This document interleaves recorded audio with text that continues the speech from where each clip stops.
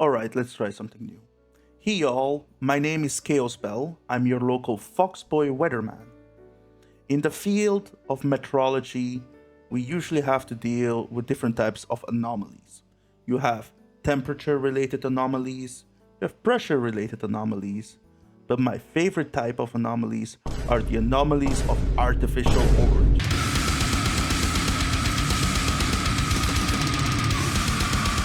Let's get into a bit of the backstory first. So, Abominable Putridity is a Russian band. They formed in the early 2000s. They put out their debut album in the end of human existence around 2007.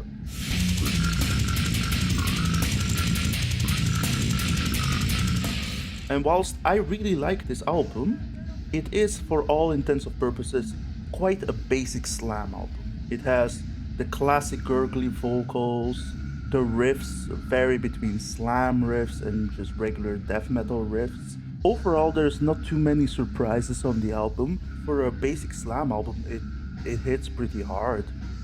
I really like it. Moving along a couple years down the line, a couple of lineup shifts happen within the band. Most notably, the vocalist gets replaced, originally with Cameron Argan, aka Big Chocolate, aka the guy behind Disfiguring the Goddess. He does a couple shows with them. A little bit of footage still exists on YouTube.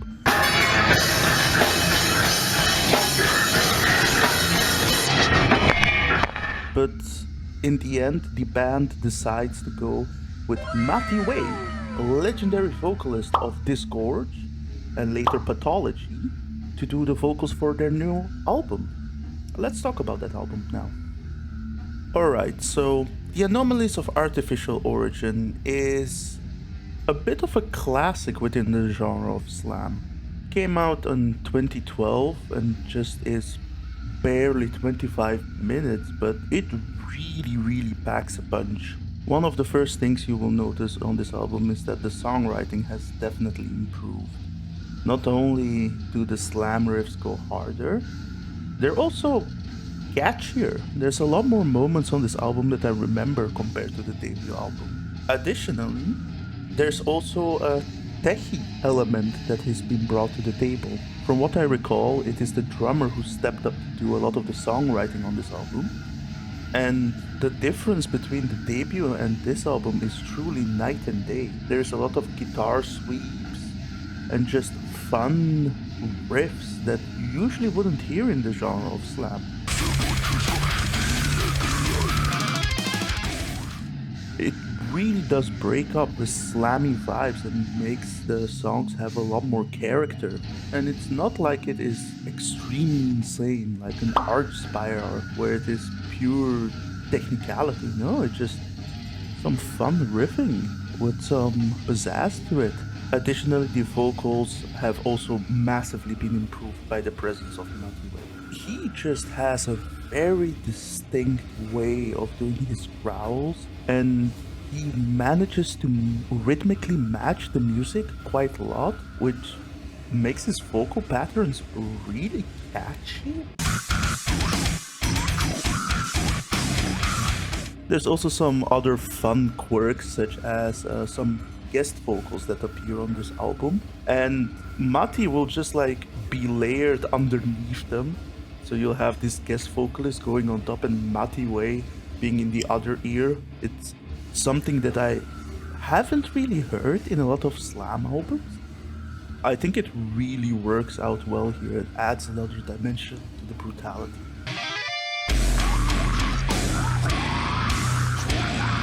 An additional point that I really like about this album is the lyricism, actually. Usually I don't really care about the lyrics in slam or brutal death, as one, you can't really understand them, and two, they tend to be quite bad in my opinion. But I kinda like how this album's themes and songwriting matches the album cover, which in itself is also an all-time great album cover as provided by Bar Olofsson.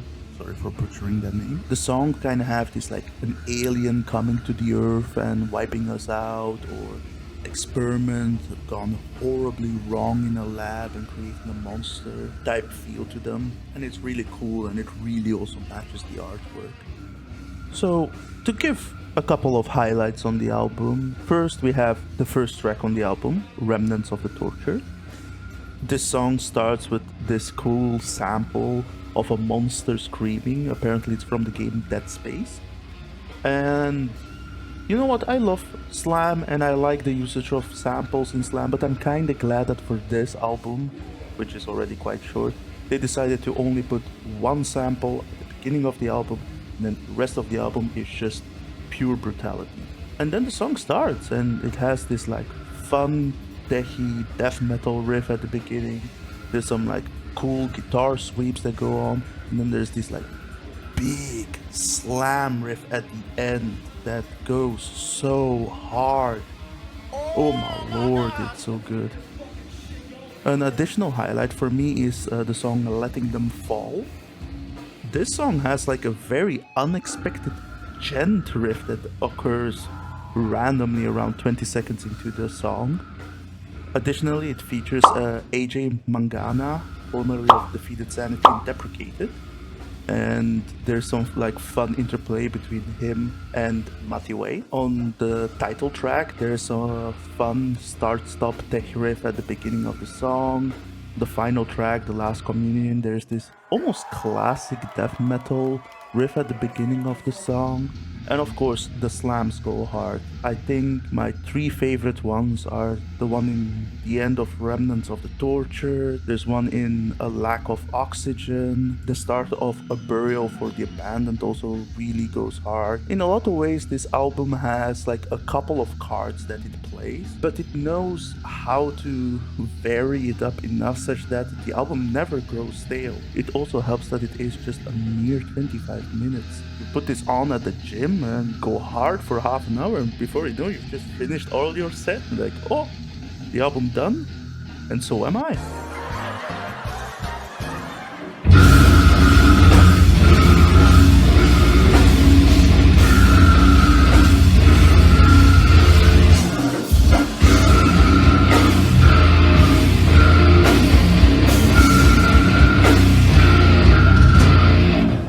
Overall, I think this album has definitely earned its place within the pantheon of slam albums.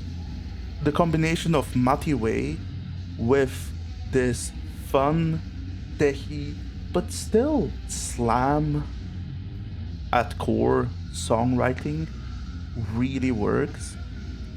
But yes, this album is a lot cleaner than your average slam album.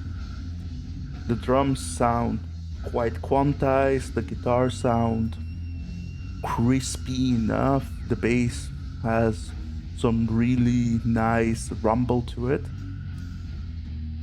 But I think it never sounds sterile. It sounds clean, but it still sounds like a band played this.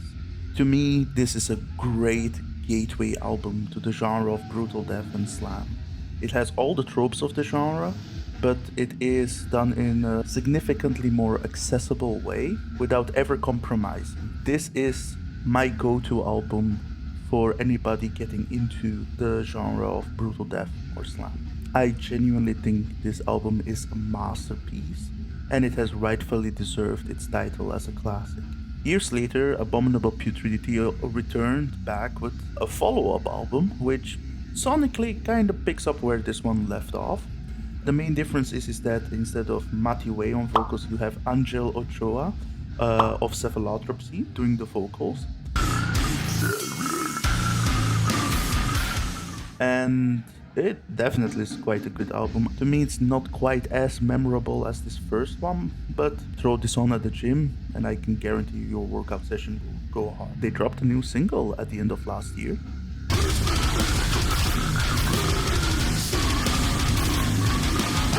I genuinely hope that this might mean that we might get a new album soon. Fingers crossed. Alright, thank you very much for watching this video. If you liked it, leave a like. If you want to watch more of my stuff, feel free to subscribe. Or if you want to suggest me an album to listen to or to talk about, feel free to leave a comment. I plan with this particular series to give a spotlight to some albums that I like, but that I feel don't get enough love. This can range from the most brutal stuff to really poppy stuff, whatever I'm into. So yeah, thanks for watching. And this is your local Fox Boy Weatherman, signing off.